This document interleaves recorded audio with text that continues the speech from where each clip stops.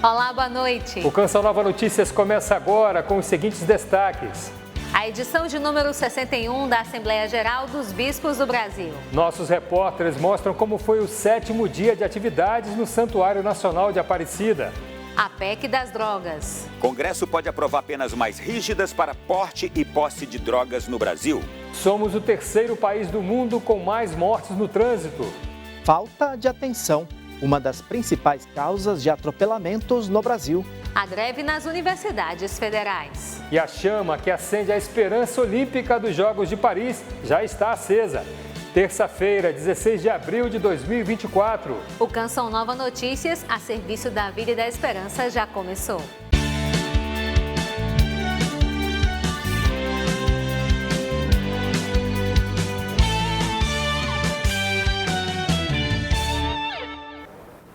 Boa noite.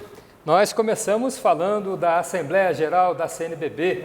Na coletiva de imprensa desta terça-feira, o assunto foi a evangelização no norte brasileiro. Em destaque, comissão e conferência eclesial, que são alguns dos organismos criados para potencializar o anúncio de Jesus nesta região do país. Sem deixar de lado, no entanto, o cuidado com a casa comum. A reportagem é de Emerson Tersigni e Genilson Passetti.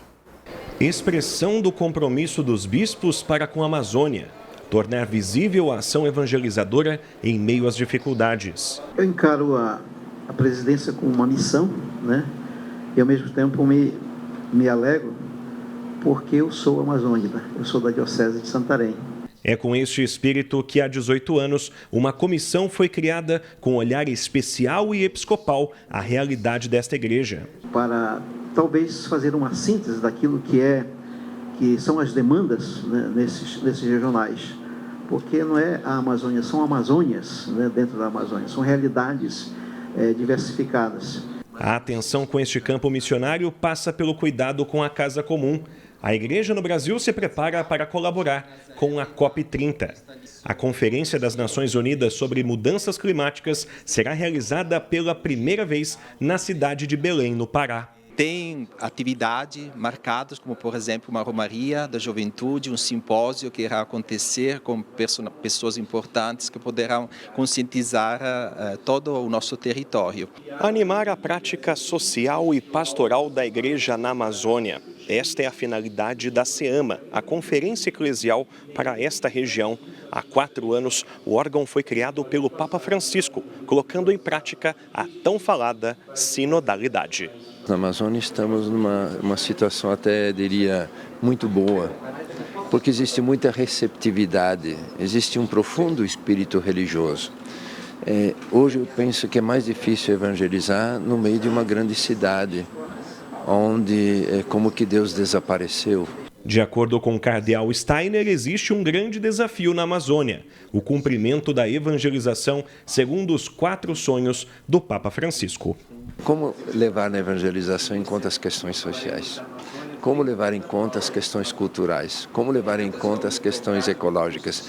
E como, dentro da vida eclesial, esses sonhos se tornarem cada vez mais visível, mais palpável. Isto é, como as nossas comunidades serem cada vez mais a visibilidade do reino de Deus. E esse assunto ainda não acabou. Ainda nessa edição, nós vamos voltar a falar da Assembleia dos Bispos em Aparecida. Após o Conselho Federal de Medicina aprovar resolução que proíbe a sistolia fetal, entidades pró-aborto movem ações para suspender a regra. Vamos a Brasília conversar com Ronaldo da Silva sobre os desdobramentos deste assunto. Boa noite, Ronaldo.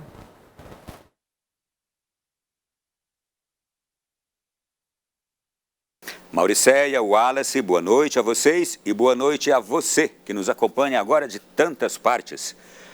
O método com a utilização de cloreto de potássio provoca a morte do bebê de forma cruel e dolorosa no útero da mãe. O repórter Francisco Coelho mostra os danos provocados por essa substância. No início do mês, uma resolução do Conselho Federal de Medicina, o CFN, impede a interrupção da gravidez com o uso de cloreto de potássio em gestações com mais de 22 semanas. O PSOL, entidades que defendem o aborto e o Ministério Público Federal entraram com ações no Supremo Tribunal Federal para impedir a aplicação da regra. De acordo com os pedidos, a resolução fere os direitos de mulheres vítimas de estupro. O defensor público contesta o argumento. O CFM ele não poderia ter tomado uma outra decisão que não essa. Por quê? Porque o médico está aqui para salvar vidas, para curar as doenças, né? Matar alguém não é um ato médico. No plenário, a senadora Damares defendeu a decisão do Conselho Federal de Medicina. E aqui eu quero celebrar todo o Conselho Federal de Medicina pela coragem e a clareza de dizer para o Brasil: nós aqui queremos proteger as duas vidas, a da mãe e do bebê. Em países em que há pena de morte, a utilização do cloreto de potássio só deve ser feita após a anestesia geral. Na eutanásia de animais, o Conselho Federal de Medicina Veterinária do Brasil também só recomenda a aplicação da substância com o animal inconsciente. A aplicação gera dor extrema e sofrimento. Médico há 40 anos, o Batan afirma que o procedimento é um instrumento de tortura. Se faz uma injeção intracardíaca para provocar uma assistolia, ou seja, não ter mais a sístole, a contração do coração para bombear o sangue para todos os órgãos. E isso gera um infarto agudo do miocárdio, uma dor tremenda. Depois de grande discussão na sociedade e no judiciário, o Congresso Nacional vota se a posse de qualquer quantidade de droga ilícita no país deve ser considerada crime. O texto aponta a necessidade de aumentar penas para quem descumprir as regras. O assunto merece reflexão, já que existe a possibilidade de autorizar o uso de drogas no país. Acompanhe a reportagem de Camila Castro. A votação no Senado iniciou às 4 da tarde. A expectativa dos parlamentares é concluir a votação ainda esta noite. Antes de ser votada, a PEC foi debatida numa sessão temática. A médica psiquiatra Camila Magalhães falou que o uso de drogas é um problema abrangente e precisa ser analisado com cuidado. A questão do uso de drogas é um problema multifatorial, portanto, é inconveniente que o sistema criminal seja utilizado como principal instrumento da política de drogas. A proposta de emenda à Constituição criminaliza a posse de qualquer quantidade de droga ilícita. O documento foi apresentado pelo presidente do Senado, Rodrigo Pacheco. Depois da votação desta terça-feira, passará ainda por mais 2 sessões, antes de ser votado em segundo turno. Uma PEC é aprovada quando tem no mínimo 49 votos após os 2 turnos de deliberação.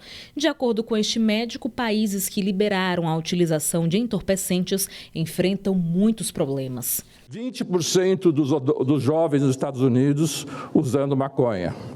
Uma queda de 7% do coeficiente de inteligência pelo uso da maconha.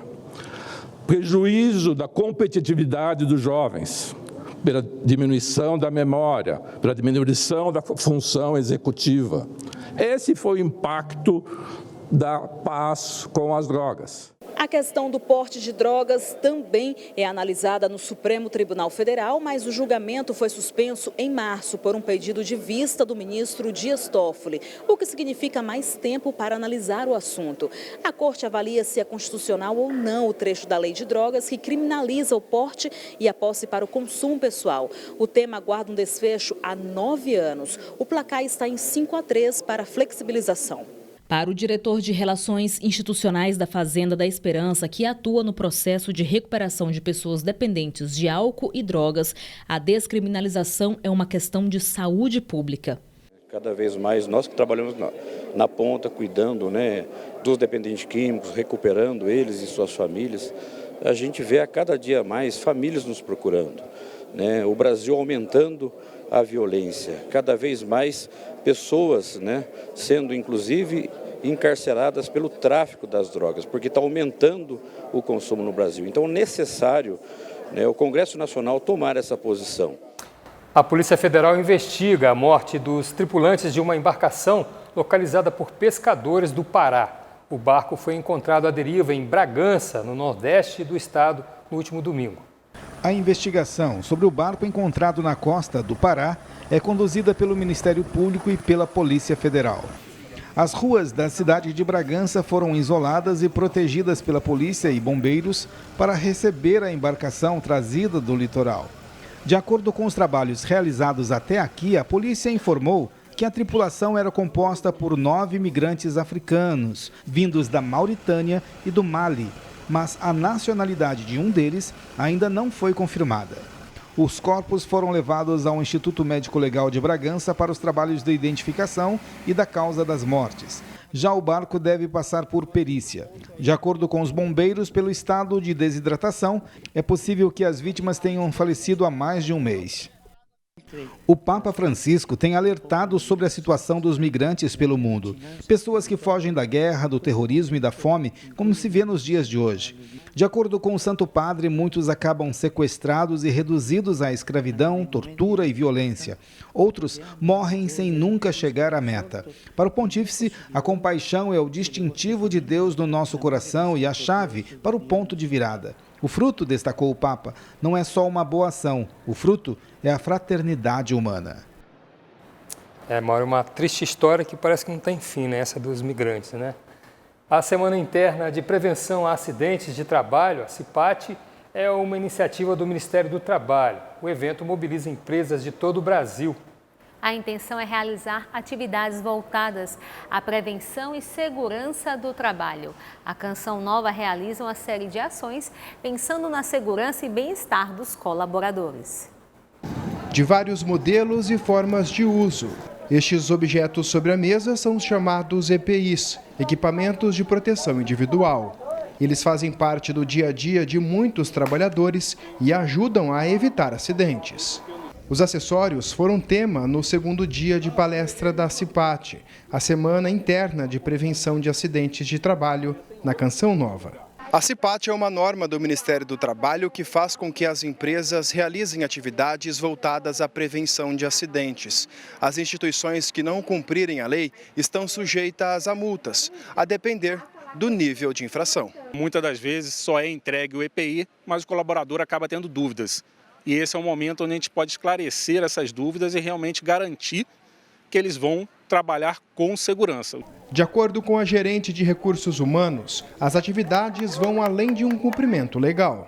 Dias de conscientização, de informação, de assuntos que envolvem diretamente o trabalho, a prevenção de acidentes do trabalho, o nosso dom maior, que é o dom da vida, Então nós saímos de casa para trabalhar e nós precisamos voltar para lá, para a nossa família. As ações contam também com jogos e brincadeiras lúdicas. Gabriel participou de uma delas, acertou as questões e ganhou um prêmio. Eu estourei 2 bexigas, na segunda veio a pergunta e eu acertei e eu ganhei um brinde aqui, É um copo junto com um terço, Então eu estou muito feliz por ter acertado. Colaboradora da Canção Nova há mais de 5 anos, Aline nunca se envolveu em um acidente de trabalho e avalia que as atividades da CIPAT são importantes. Está sendo bem legal, porque essas dicas, tem essas coisas, a gente está adquirindo bastante conhecimento.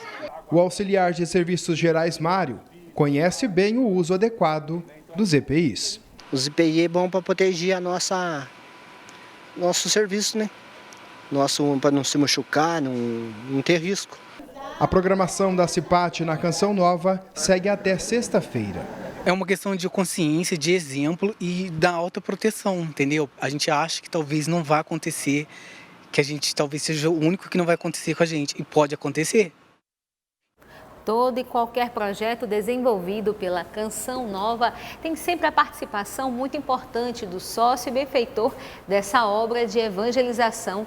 Sem esta ajuda financeira doada mês a mês, não seríamos capazes de anunciar a boa nova do Evangelho através dos meios de comunicação. Por isso, queremos agradecer sua contribuição que nos fez chegar aos 61% de nossa meta para o mês de abril. E com esse propósito de buscar sempre o interesse do outro em primeiro primeiro lugar, convidamos você a buscar a melhor forma de nos ajudar. Acesse clube.cançãonova.com e escolha o melhor meio. Se preferir usar o Pix, a chave é pix.doação@cançãonova.com. Desde já, nosso muito obrigado. Professores de universidades federais começaram a semana de braços cruzados. A categoria deu início a uma greve nacional que afeta universitários nas inúmeras instituições do país. Entre as reivindicações dos profissionais estão o reajuste salarial, a alocação de um orçamento público adequado para universidades e institutos federais e a melhoria das condições de trabalho. A greve envolve técnicos administrativos e professores de instituições federais de ensino de todo o país. Desde o último dia 15, 24 universidades, institutos federais e Cefetes entraram em greve por tempo indeterminado. Entre as principais reivindicações estão a recomposição salarial e do orçamento das instituições federais. A gente teve primeiro uma adesão dos técnicos administrativos em educação, que já estão paralisados aí há mais de 30 dias.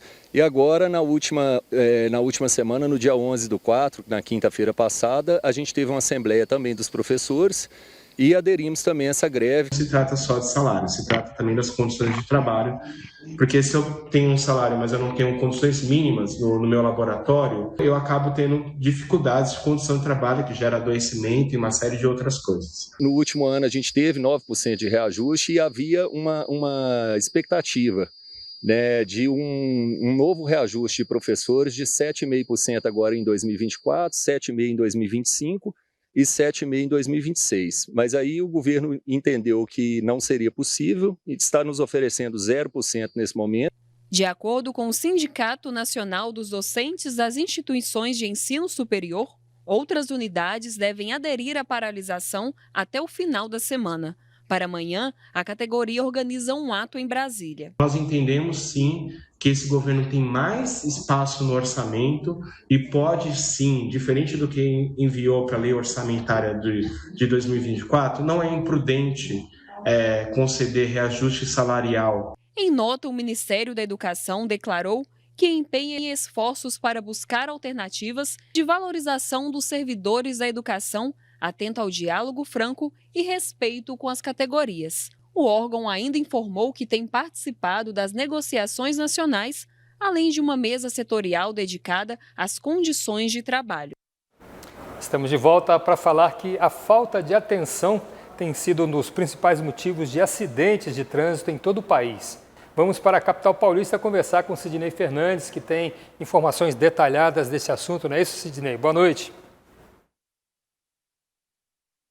Olha, Wallace, acidentes geram prejuízos não só para os envolvidos, mas para toda a sociedade.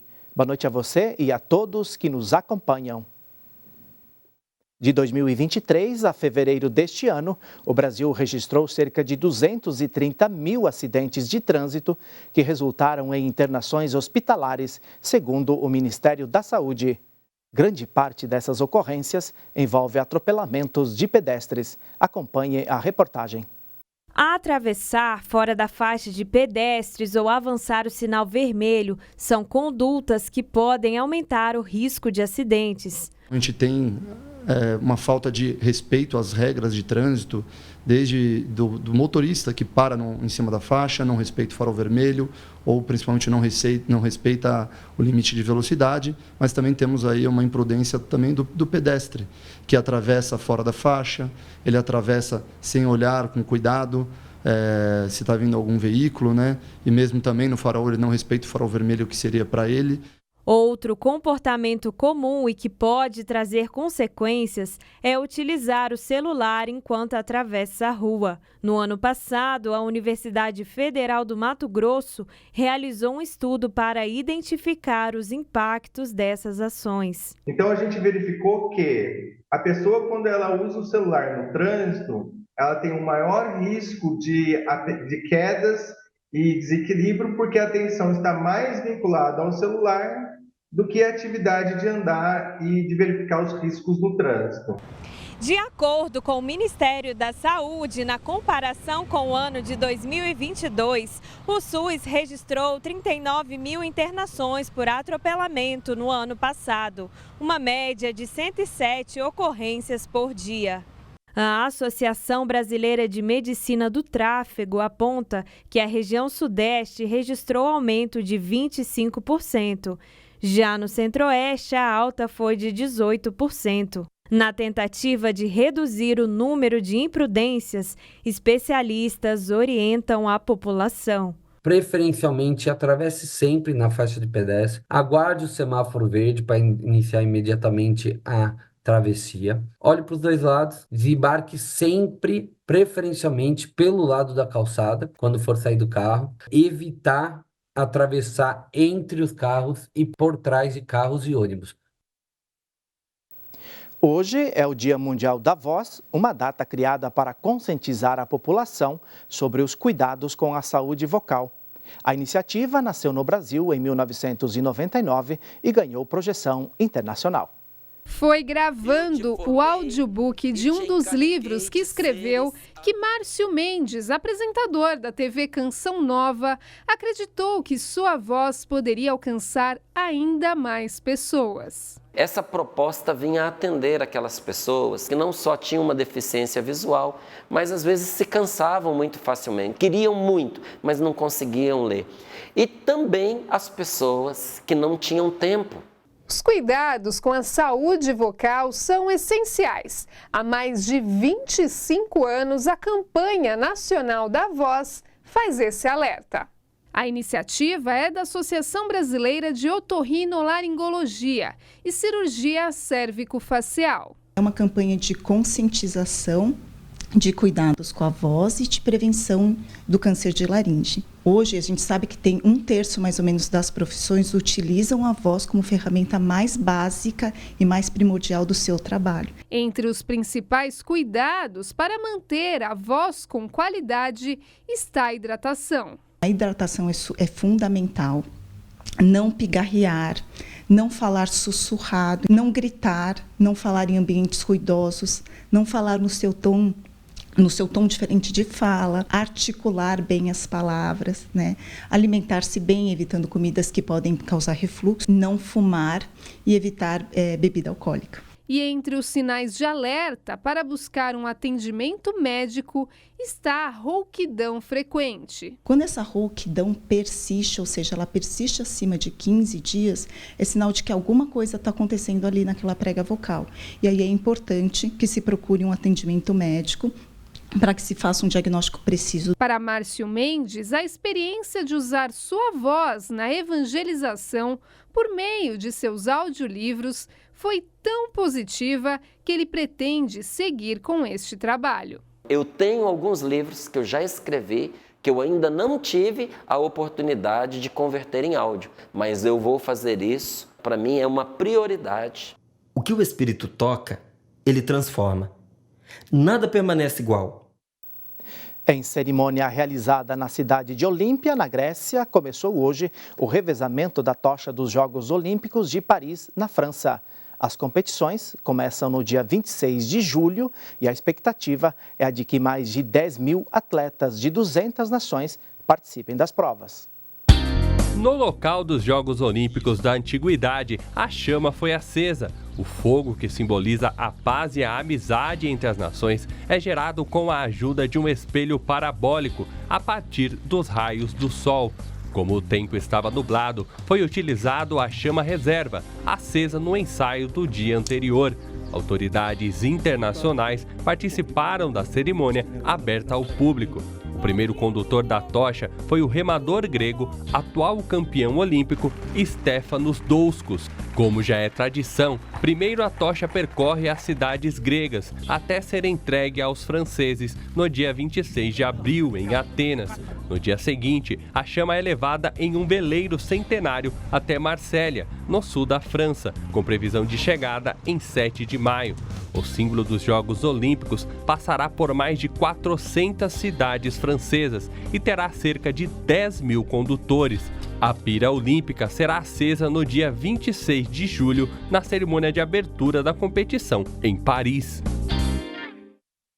Que o fogo olímpico aqueça os corações só para as competições olímpicas e que as guerras e disputas de poder sejam deixadas de lado. Não é mesmo, Wallace e Mauriceia? Boa noite para vocês e a todos.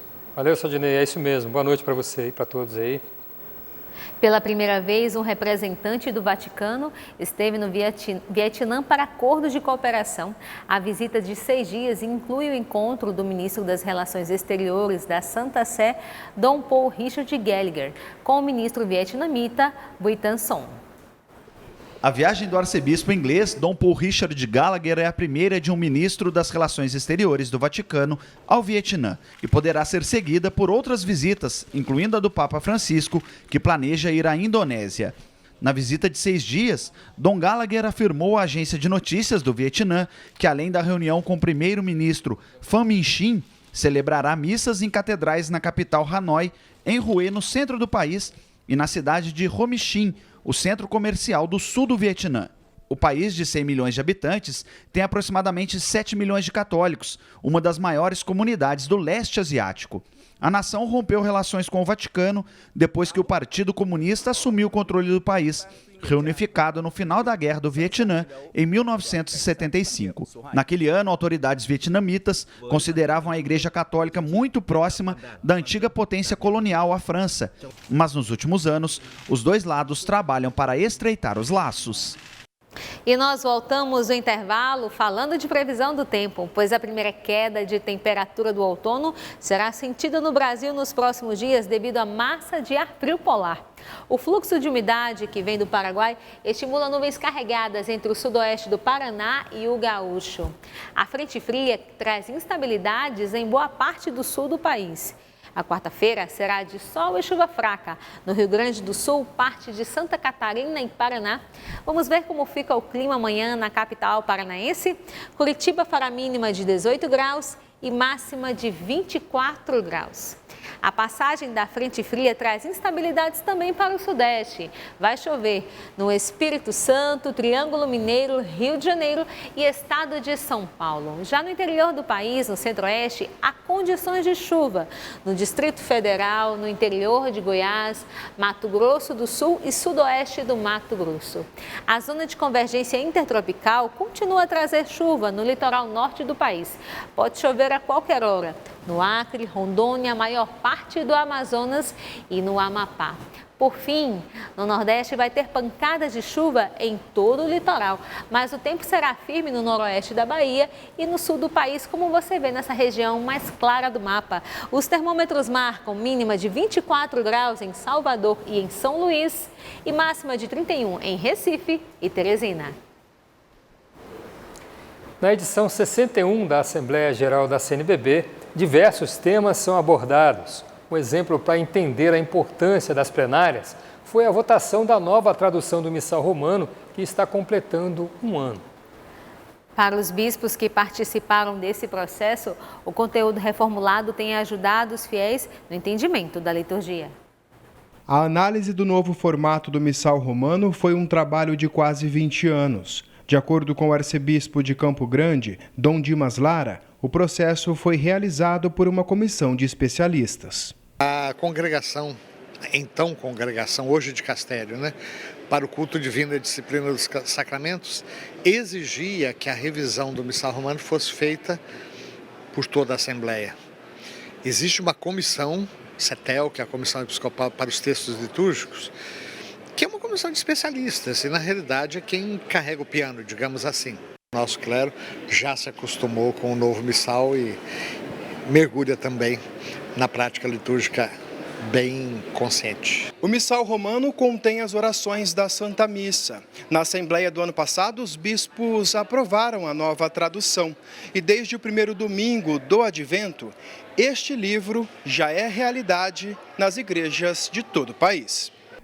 Em relação às novidades da edição, estão formulários completos para as missas do tempo do Advento e da Páscoa, Vigília da Epifania do Senhor, além de 12 novos prefácios no ordinário da missa, revisão da tradução das orações eucarísticas e outras mudanças significativas. Para Dom Raimundo Damasceno, arcebispo emérito de Aparecida, a tradução foi muito bem recebida. Eu creio que ajudam. Há alguns acréscimos que se fizeram, algumas modificações na tradução, evidentemente, do missal. Eu creio que está ajudando muito bem, foi muito bem recebido, muito bem acolhido. Eu creio que enriqueceu também, nesse sentido, o missal, com essa nova tradução, com essa atualização um pouco do missal.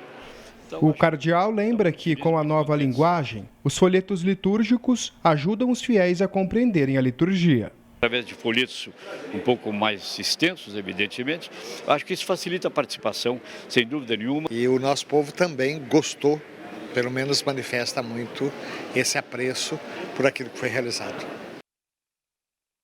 Não dá nem para mensurar, né, a quantidade e o valor que uma Assembleia dos Bispos gera para toda a igreja, né, aqui no Brasil principalmente, né? Com certeza, Wallace. E a nova edição do Código de Direito Canônico já é um fruto da Assembleia Geral deste ano. O novo formato é apontado como mais didático e fácil de compreensão. O documento permite uma evangelização mais próxima do povo católico, como mostra a reportagem de Matheus Alves e Ederaldo Paulini. Há pouco mais de 2 meses, Dom Geraldo de Souza era sagrado bispo e assumiu o governo diocesano de Januária, no norte de Minas Gerais. O religioso também falou de sua primeira experiência como bispo na Assembleia Geral da CNBB. Apreensões, com ansiedades, mas ao chegar aqui, que clima bom, agradável, um número tão grande de bispos, uma acolhida que perpassa corredores, refeitórios, o santuário, o salão aqui de eventos, um clima muito agradável. Para os membros do Episcopado Brasileiro, o encontro com os irmãos vai além da formalidade das decisões para o futuro da Igreja. A partilha, a participação, a convivência fraterna é um enriquecimento muito grande para todo o Episcopado Brasileiro. Os bispos apresentaram a atualização do Livro do Direito Canônico, considerado a Constituição da Igreja Romana. É um código eminentemente pastoral, tanto que diz que o primeiro fundamental direito que se tem é de cuidar bem das ovelhinhas. E isso o código preserva. A nova edição conta com 1.356 páginas e foi elaborada por 25 autores. O Código de Direito Canônico é um necessário instrumento para a evangelização da Igreja. O cânon em latim e português, depois o comentário de cada cânon, traz também a legislação complementar da CNBB e as interpretações autênticas de cada cânon. O documento foi autorizado pelo Papa João Paulo II em 1983. A edição substituiu o código anterior de 1917 e foi apresentado como um documento moderno que reunia as leis da Igreja e as mudanças sociais e eclesiais. A nossa fé ela é vivida na dimensão comunitária, não isoladamente, não subjetivamente somente, mas sim comunitariamente. Onde a pessoa está no centro, não é uma lei fria, uma lei morta, é para nos ajudar a caminhar melhor segundo o Evangelho de Jesus. O Canção Nova Notícias fica por aqui. Reveja as reportagens no portal noticias.cançãonova.com. Uma boa noite e até amanhã. Maurício, obrigado pela companhia. Amanhã o Reinaldo César está de volta à bancada, reassumindo aí a apresentação do Canção Nova Notícias, trazendo mais notícias da Assembleia para você e outros assuntos com certeza. Uma ótima noite para você e até a próxima, se Deus quiser.